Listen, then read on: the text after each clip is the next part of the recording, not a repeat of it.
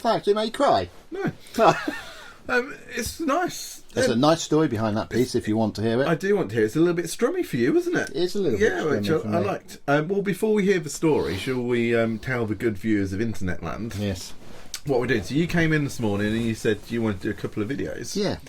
Tell us what you wanted to do. And you said, we're not doing them. I've got a much better idea. Let's do this one. So this one's... Well, you played a piece in a video the other day that I really genuinely loved. I thought it was a really well-written piece and well played as well. Just so happened at the time... Creme Brulee, I believe we named the piece. Yeah. I was writing a piece at the same time and I thought it'd be interesting to compare how we write pieces, because we go about it quite differently, don't we? We do. So I thought, yeah, it'd be fun to sort of dissect the pieces a little bit. Okay, so we'll talk about the piece we wrote. So I might play a bit of my piece for you in a bit, but tell us the story of your piece first, then, the nice story. Yeah, actually, can we stop it there for a second? Oh, are you going to cry again? No, Sake, Paul, stop crying. I just realised I've got the Segovia thing with me, so it'd be quite interesting to whack that in. Can I go and grab it? Yeah. I'll be 2 seconds. He's going to cry. Yeah, okay. Chat amongst yourselves, yeah? You should write a song while he's not here. That's a good idea. Right, let's write a song.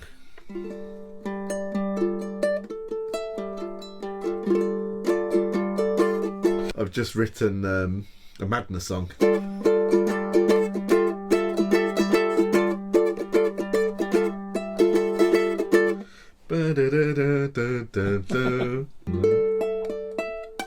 That's really hard to reach.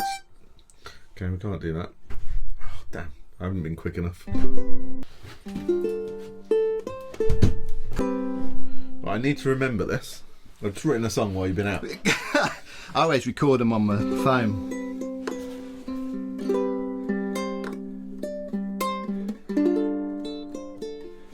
Yeah, it's nice. Otherwise you won't remember it. Do you want me to quickly record it for you? Oh, I didn't know he was recording. I assumed you'd stopped. This very serious video is going to be the funniest video we've done all day.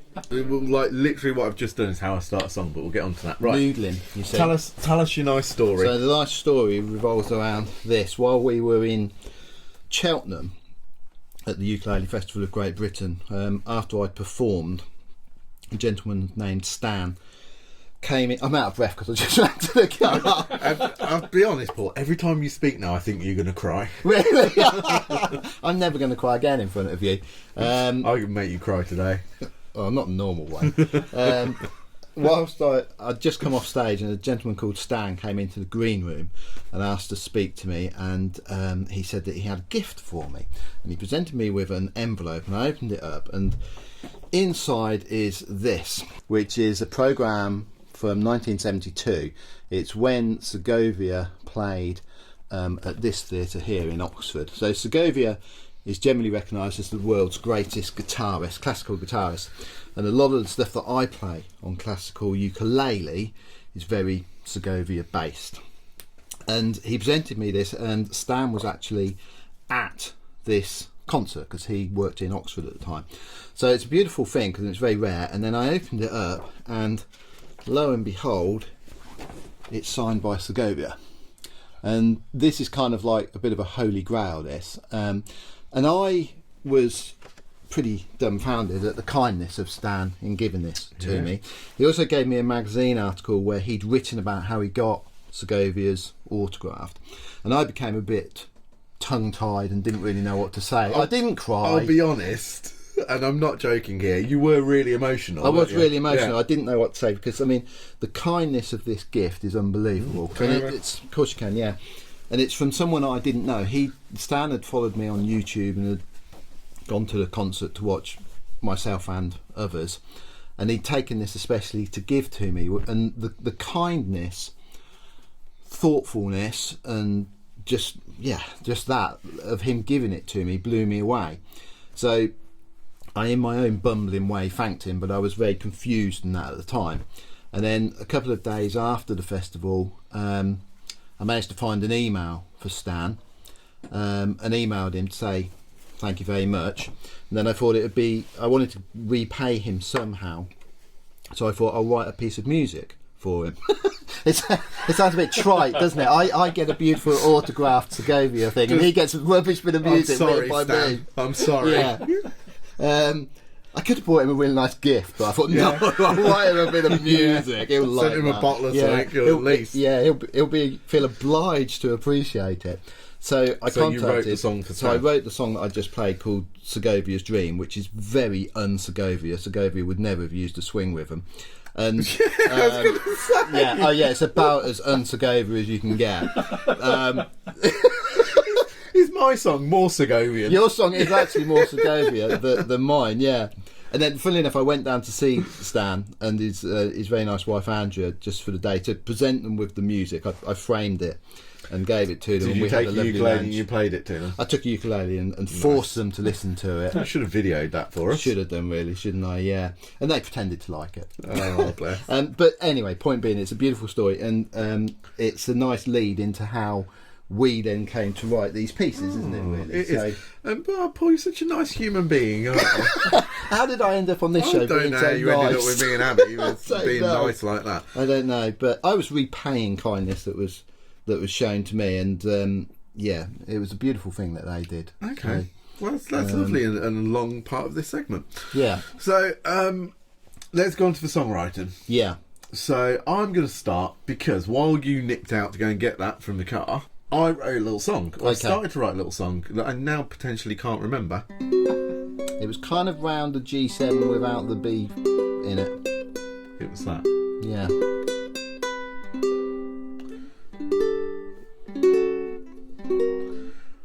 It's a good job we recorded it earlier. Yeah. So I can look back and see what it was. But my point was how I write songs is very different to you. Yeah.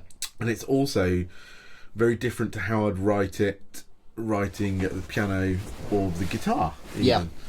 So if I was writing at the piano, which is my main instrument, and where I've been a composer for years, writing music of all sorts and classical pieces, and then music with singers and songs. Yeah, you've done a lot of music albums. theatre stuff, haven't you, as well? I have, yeah, I've done all sorts of bits.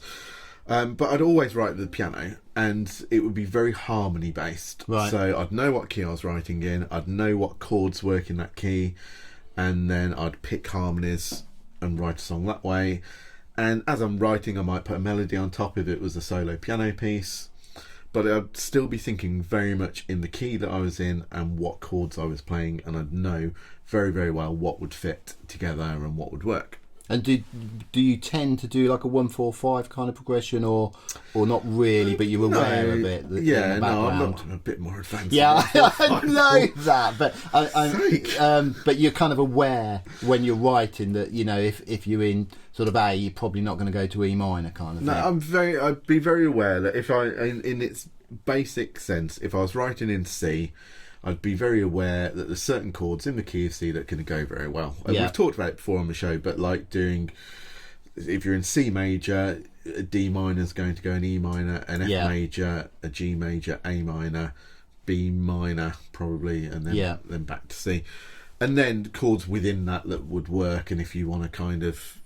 if I was writing a solo piece, I like to kind of run into different keys. Okay. So if I was in C minor, I might be, I want to end up in A flat, and I want to use an A flat major 7. Right. So I'd work away using harmony to get myself into A flat. Right, okay. Sometimes going with whatever the 5th chord is in A flat. So I might go, well, if I do an E flat 7, that's going to lead me into A flat. Right, okay. Other ways might be a little bit more kind of flashy. Yeah, and those chords come to you very easy on the piano. But on the piano, or even a guitar as well, because I'm playing a guitar, I think very much in chord shapes, and I'm not a finger-picking guitar player, and if I am finger-picking, it's very much around the chord. The ukulele has allowed me to approach it completely differently, and it hasn't been intentional. It's just been the way I've worked with the ukulele. Yeah. In that, if I was writing a song and I was, I'm doing a C, F, G. Yeah. To me, that's quite boring. Yeah. And I guess if I was putting words to it, that's okay, and you might use those chords. With the ukulele, I find myself just finding things that sound nice. So the thing that I was just putting together Yeah. I genuinely, I do not know what chord that is. So it's Yeah. a 0032. Yeah. What is it?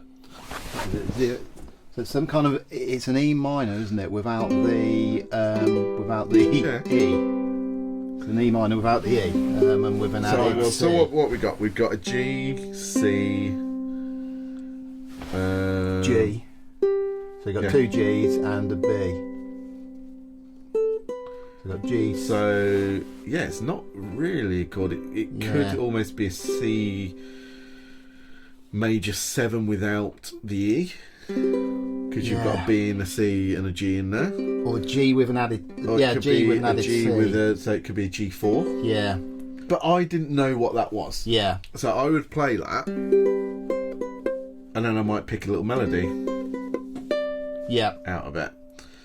Whereas on the piano, if you play I predominantly know that I was G, playing a and you'd think- G4. You'd think E minor next. One, or whatever. I would probably have more notes in it, so I wouldn't be missing notes Yeah. out of the chord. So I wouldn't be missing the D, for instance. Am I missing the D? Have I got a D? I don't know. Yeah, you're Anyway, missing a D. Yeah. So I'd be putting that in. But that's a nice little melody. And then I think I was going to... No. Something like that. Yeah. Again, I'm in my head, I'm not thinking about what harmony I'm playing. So I'm in just effect, going, some barriers have almost been removed. yeah. So I'm going there from a G, D, F. Yeah. Is that an F? Yeah. The first fret of the E string. Yeah. Yeah. Can't actually see fingers. Yeah. And then an A. Yeah. But I'm not thinking about that at all. So I'm just thinking, that sounds nice, and works with that little melody up there. Yeah. I can't remember it.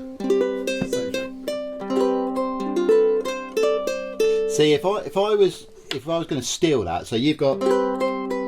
Sorry. In my head, I would be thinking the response to that is da da da da da lower, Okay. like that. Yeah, which is fine. And if you want to be predictable, Yeah. that's okay. That's all right in your writing. Yeah. That's the way I write on the ukulele. So the piece I wrote, I knew that I started with an A minor chord of some, Yeah. and then put the 7th in. But I was doing this little movement because I thought it sounds nice. Yeah. So as a chord, that second chord, Yeah. clashy. Again, no idea what it is. No. But if you put it with the first chord and move up and down, Yeah. so you get the dissonance going back, which is also a interesting part of writing. Yeah. Moving down again, I like it, and I kind of know what I'm doing now. I'm stepping down in the So you're going from bass note. You're going that. See, if that was me, I would then go there. Again, You're you going to want to call be it predictable. aren't you? That's fine. But you're going. That is Not beautiful. quite. I'm going, but then I'm moving the bass note down, Oh, okay. and I'm repeating that phrase. The other thing with my writing is repetition is key. Right. So we did something earlier where we were saying, can you find, like, what's the worst chord you can play? Yeah. And you found a real stinker of a chord. Right hammer. Can't remember, like, Something like that one. That yeah. I mean, that sounds awful, but run along my automobile. But if you repeat something,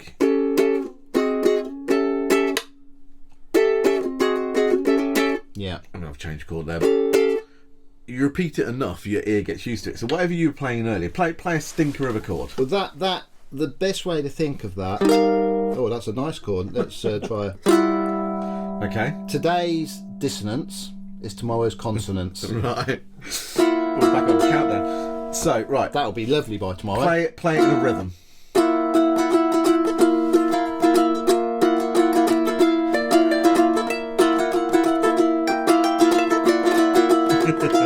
I mean, Sounds great it's already. it's not the best example, but effectively, if you repeat something, you Yeah. can make a song out of it. And if your point of making that song is to be a bit dissonant, then it'll work.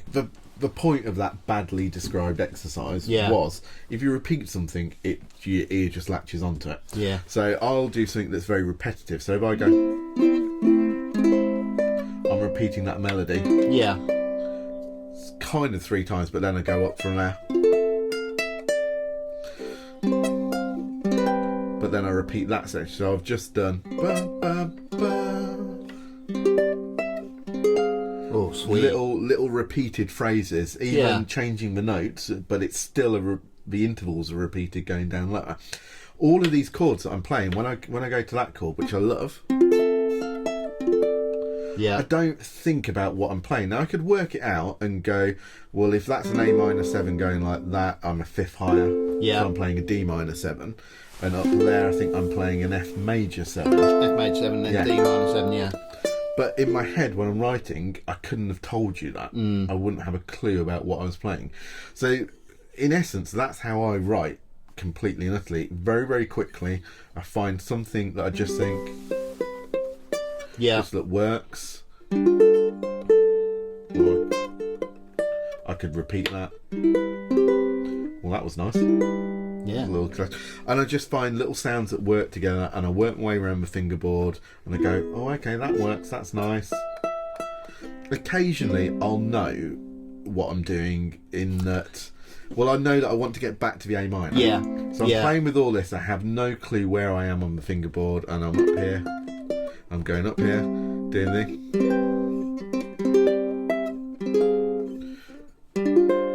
Again, I'm not really thinking about what I'm playing, but I know this next chord gets me back to A. Yeah. Because it's an E7. So, and that part, pulling the E7 in there, was purposeful because I knew that I wanted to get back to the A minor. Yeah. So there's I'm still doing little bits of that harmonic thing that I'm so used to doing on other instruments, but generally, out of what did I play there, maybe like 7 or 8 different chords. Yeah. There was only really 2 intentional ones, which was the first one, and the E7 to get me back to the first one. Everything else in between was just, oh, that sounds nice, but I don't actually know what I'm playing, which I think is the beauty of the ukulele, because you've got 4 strings, 4 notes. Yeah. If I was playing piano, I'd have fistful of notes in there, and I'd know what harmonies I was doing, and I'd make it interesting by adding notes. If I was playing an A minor, I might add a B into it and a D into it higher up the keyboard, so I'm getting crunchy chords and really nice sounding lush jazzy harmonies and things. Yeah. On a ukulele, you can't do that. No, so, if you add an extra note, you lose a note generally, don't you? So I love the idea of kind of just finding harmonies and things that I don't know what they are, but they sound right. I think it's interesting. I mean, 2 things I take from that. Firstly, I think when you write, you start writing by noodling, as I would pronounce it. And I remember there's a great article on Lyle Ritz, who's probably my favourite ukulele player ever, and he said, I write from noodling. And I remember when I interviewed Phil Dolman ages ago, I said, how do you write stuff? And he said, I just start with noodling. So you're in good company. Yeah. The second thing is, I think you're very chord-based, which I think when I write, I tend to be chord-based. Most of your starting is with a chord, and then you add a melody over it, don't you? Yeah. So even if I'm coming up here, which I know is a C chord, but from there on, it's still a C chord of some description. I'm using that sound to then go, right, where do I want the melody to go? Oh, I want it to go. Yeah. So I'm using my whole chord sound, and then the same down here. Again, I'm using, I like that, but I'm repeating that melody but it's the chords that I want, it's the harmony that I want. Yeah. It's just this idea of writing without, so if you've got no classical training, you can write with these lovely harmonies just by playing around until you get it to sound nice. So I'm not going, I want particularly want a minor chord there. It was just, what's going to sound nice with that? That going to the minor inversion. Well, I think it just works. The other difference between you on uke and piano is, I think when you're playing a uke, if you're, it was that chord, wasn't it, that you were playing? Effect, or was it that one there? So that's all. Yeah, that one's better. This note is nearly always your melodic note, the top note. So you're driven by that. So that being your melody. So you're always driven whether you go there or there. Which on a ukulele, if you're playing a high G, I've noticed on some of your arrangements of stuff, you're swapping the melody between the 2 high strings, which just baffles my brain completely. Whereas I find doing top line Yeah. just easier to comprehend. Yeah, because if you think, if you were just doing a simple melody of C, B, G, if you're on a high G, you could technically go instead. Yeah. Which, it takes a while to get your head around as a sort of guitarist. But that, in essence, is how I write on the ukulele. I have written a few things. I've never... That song I did was the first song where I actually said, this is a piece I've written. If you watch any review I do... I went through a period, if I was reviewing a new instrument, I'd write a new little song for it, particularly in the early stages of doing the channel. Then I got stuck on some songs because I kind of liked them, so I play them in every review. But I've kind of gone back to go and say, the next review I do, I'll do a new song, a new piece for it.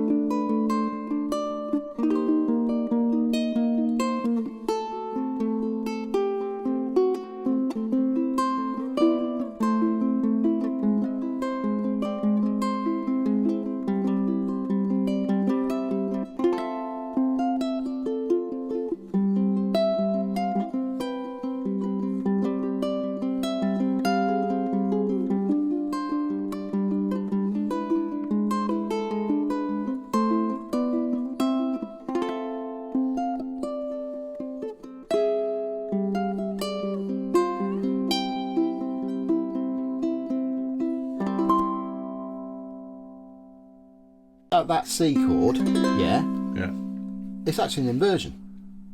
Lovely, yes. But no one ever thinks of that. That's a C chord. Because your lowest note is a C. Whereas on that one... Hold on, why are you playing C chords? That. Oh, so you're barreting. I'm barreting. Yeah, whereas that... Half barreting. Yeah, I'm half barreting. That is a true C chord because your lowest note is a C. Whereas that, your lowest note is a G. So technically, it's an inversion. It's just, why get hung up on these things? You love your inversions, you get hung up, don't you? Okay, we're very hung up on them. And that's how I compose. That was interesting. It was really interesting to hear how you compose. Yeah, this bit probably won't be as interesting. This bit will be dull. But I look forward to hearing more of your compositions. Yeah. But I think you need to do some. I mean, I've been doing them for 2 years. He doesn't listen to them. No, it's the first one I've listened to, but I liked it. Maybe I'll go back and listen to some of the other ones. I was going to actually learn that one. I was going to learn it, but I didn't get time. But too difficult for you? Yeah, I had a couple of minor chords that I couldn't handle them. It wasn't predictable, so you didn't know where it was going to go. Yeah. I was going to rewrite it how it should have been, actually. I tend to only write when I have to, actually, which is quite weird. So, if I'm doing a book with you guys, then I feel like I have to do it, and I write. At the moment, I'm doing the follow-up to Modern Pieces, so I'm just finishing off. So I tend to only write when I have to, and that forces me to write in a certain way. So, for example, recently I had to do these ABRS M pieces, which were great fun, but had to do, basic pieces. At the moment, I've realised that I want my set to have another flamenco piece at the beginning, so I'm writing another flamenco piece. But generally, it's not that different to you. I will noodle. So the one that I played at the beginning, I can remember how I came up with it. I just strummed a nice F sharp minor, and then went from that to B minor, and And I thought, that's really nice. So what I then tend to do is take a chord like F sharp minor and put it somewhere else. So I'll put it here. So it's the same chord as that. Just tie up the neck. And then to go to G minor, again, go to it in a different place. So this little run, oops, today I'm playing the G minor on the guitar. B minor, sorry, is the same as that. And once you've done that, you've then got within that, you've got what we were talking about. The top melody there is going. Okay, so if I just play that. To me, then the melody has got to continue to descend, because I love descending melody lines. So I end up with. So I'll then find the chords. Twinkle Twinkle Little Star. Yeah. There's a thesis that says every song ever written can be related back to Twinkle Twinkle Little Star. Really? Well, no, 3 Blind Mice actually. Doesn't surprise me. Yeah. So then you get. I'm getting that melodic line with the chords. Yeah. Paul, you didn't write that. I've ruined the song. You've ruined it now. And then, just to make it more interesting, so for example, if that's your first chord, I'm going to then finger pick it and maybe slide into it. See, that's nice. I like that. It's very Jack Johnson. That Don't know who that is, but, and likewise, when I go then to that chord, a few ham-ons, then all I do is generally take that chord, that was that chord, and put it back there. So on the second bit, I'm just adding the odd note here and there to keep your melody going. The other thing that I do, because the ukulele is quite weird, that chord there, which I think of as an F sharp minor, I also think of it as a D major 7, because it's a D. You're sliding down the Exactly, yeah. So I would then find a new place for D major 7. So if I take a D and lower the D by 1, I get my D major 7 there. So then when I'm doing it for a second time, do the D major 7 there. And that's how I tend to work, just putting chords, the same chord up and down the neck in different places, and then taking your melody and moving it around. So you do think of it harmony-wise, don't you? So you're playing your F sharp minor, and you kind of know that you want to go to a B. Yeah. Yeah, B minor. Yeah, B minor. Yeah, pretty much. Yeah, I wouldn't say overly think about it, but yeah, you just know. But it's interesting because the flamenco piece that I've started writing at the moment, I'll just play you the beginning bit of it.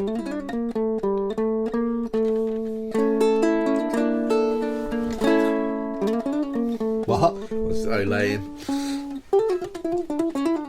Anyway, it's in A. Nice. That's going to be nice. It's Yeah, going to be great. it's really nice. Coming soon on the channel. Yeah. But in that one, and this got me thinking about you, that in the second part, which gets quite... This is getting embarrassing. Yeah. Well, in the second bit, so it's in A major. In the second bit, I go from A major to D minor. Normally, I would obviously go from A to D major, but since chatting to you, I seem to be doing that a lot more, treating the fourth as a minor. Also, it's very flamenco, isn't it? And it's very flamenco to do that. And if I'm writing like a specific piece, so a specific flamenco piece, there are certain rules. I mean, for example, you've got to have some... You've got to have some descending lines. Yeah. You've got to have some chords that move up without barring them, because that's very Spanish. You've got to have some rasguare. You've got to do some added notes. So when I'm writing in that genre, for want of a better word, there's more rules to apply. Yeah, there's more structure in your writing, I think, which is not a bad thing. Yeah. And one thing that was interesting there that we both do, and I think the ukulele forces you into certain melody lines, because when you are doing chord melody, there's only so far you can reach. Yeah. So you're limited to a set kind of 4 or 5 note span. You know, you can do some stretches. Yeah. What was the one thing you did at the? It was like a ridiculously big stretch, wasn't it? But you can only stretch so far. Yes, no. I mean, so a couple of pieces that I've written, I go from an F chord up to that note there. So I'm going all the way up to an E, which is a big stretch. What stretch's that? So I'm going to 7th fret whilst keeping an F chord down. Okay. But you can't do that on a guitar. I can't do it on a ukulele. It's quite a big stretch, especially on, Okay, so on a tenor as well, which makes it worse. How are your tiny little hands? Your tiny little child hands. But you couldn't do that on a guitar. So when the piece Autumn Falls. So in the second half. Oh, that's painful. I could actually get up to 8, but it wouldn't sound very nice. But you can't do that on a guitar. I need a hospital. Which I think for chord melody, it's like the beginning of you're stretching up to 12th from 5th. You thinking my uke's smaller than yours? Do it now. Well, to 7th. Oh, it's easier on yours. Yeah, it's a little bit easier because you've got a thinner neck. Oh, I've got bad hands. No, I have. I broke my hand. You've got bad attitude. I broke my hand 3 years ago doing something stupid. Right. And I think it's not that flexible now. Yeah, no, it's buggered me up for lots of things. So I think actually that if you're writing chord melody on a uke, it's actually easier because you can reach notes. You could never do that on a guitar, could you? Get to 7th fret from an F. No. But generally, though, if you're doing that stretch, it's very hard to play around that, isn't it? So you might be hitting one note, kind of there. Yeah. Can't get it clean. Yeah, it's a tough one. There we go. You're there. That's really painful. Yeah. Yeah. Great, though. What was the chord? 01010. 01010, please, Paul. Matt Dahlberg did it. What about like a?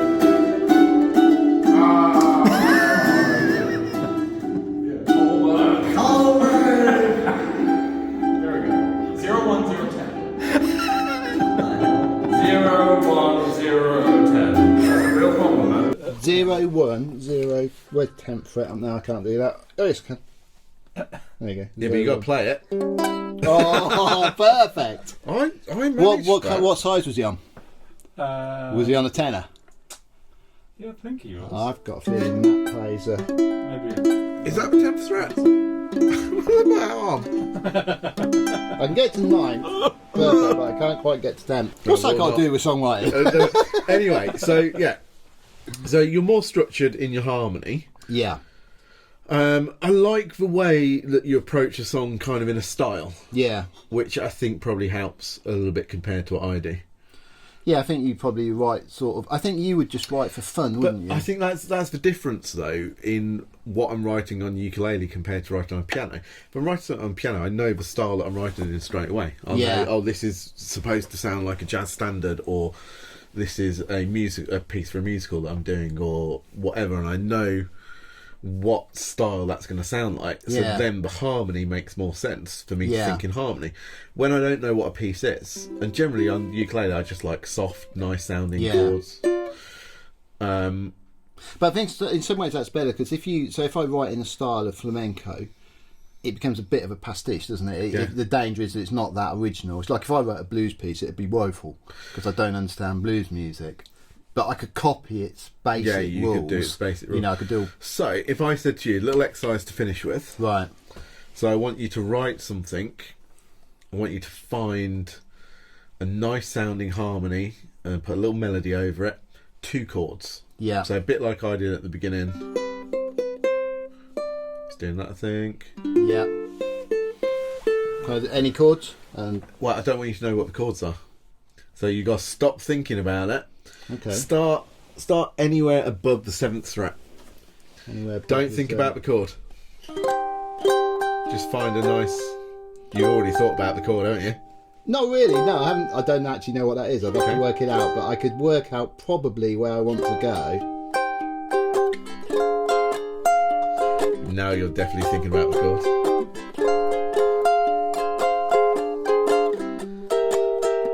Okay, right. Another exercise for you. You can only use the top 2 strings. Only use the top 2 strings. Yeah. Okay. Oh, crikey, that's quite. So when you say I can only fret the top 2. Yeah, you can only fret the top 2, so you can play all 4. No, I was expecting that to lower then. Terrible. But, yeah, keep going. Find something. Oh, I'll start with that one. No. Move that finger down 1. Down again. Yeah. So to me, start where you started. Move it down 1. Down again. Down 1 more.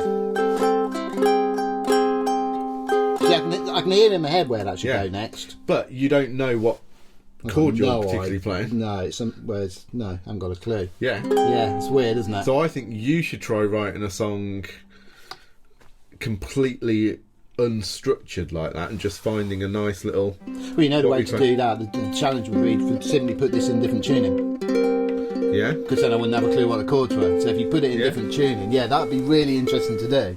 Yeah, because the problem is that, like, when you said do that, when I play that, I've probably done somewhere that before. Yeah. That you naturally, although I know that's a minor 6th, but somewhere I've probably played that little sequence. So, right, we're going to put it in different tuning. What tuning are we going to put it in? I don't know. We'll have to think, because it can't be in like. Well, I suppose if you just put it in D6. This is or a something. challenge for Paul's ukulele content, either next week or in a few weeks' time, whenever you can fit it in, Yeah. is to put it to... Because if you put it in D6 or B6, something like that, I'll be able to work out what it is. So it's got to be something completely different, hasn't it? Go with... Can we just drop the G to an F? You could just drop the G to an F sharp. Yeah, to an F sharp. That'd probably work, wouldn't it? Or we'll find a tune and then see We'll what. find a tune. So this is your task for Paul's ukulele content. Yeah. Right, it's a little song. Yeah. In different tune, and I don't want you to know What the chords are. what the chords are. Yeah, well, I won't know unless I stop and work them out. Yeah. Which I won't. I mean, I don't think this will make your writing better. I think, I think it'll ruin it. No, I think It'd it'd just be interesting, interesting to see what you come up with. Yeah. And maybe on another week, I'll try and do something a little bit more structured using chords that... Yeah, I'll maybe give you a genre Okay. to do it in, Yeah. or something, or do a homage to a certain composer. Yeah, so we'll do that. This was an interesting little chat for me and Paul. I don't know if it's interesting for anyone watching. Probably not. We enjoyed ourselves. Yeah, we had a nice chat, We had didn't a great we? fun. Fantastic. So we'll be back in a few weeks with that, if you found this vaguely interesting and informative. If not, we at won't all. be. Yeah. Yeah. If you comment and say, please don't do that, then we won't. Yeah. Please But, go back to Craft Corner. Yeah. Can we stop mentioning Craft Corner now? But please do like, subscribe, and Ring that bell. we'll see you next time. Cheers. Did a creepy little cheers at the end. Cheers, Ma. Cheers, Ma. Lend us a tenner, Ma. Some fags. Need a ciggy.